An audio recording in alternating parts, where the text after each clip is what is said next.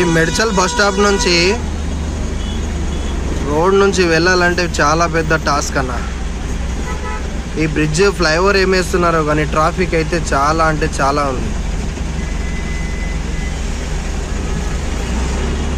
అరగంట నుంచి గంట సేపు పడుతుంది ఈ రోడ్ క్రాస్ చేసి హైవే ఎక్కాలంటే.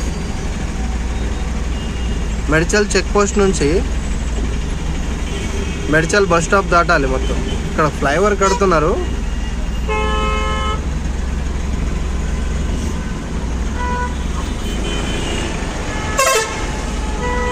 ఆ రోడ్ క్లియర్గానే ఉంటుంది. ఈ రోడే ఇదిగోండి, ఇదే ఈ ఫ్లైఓవరే.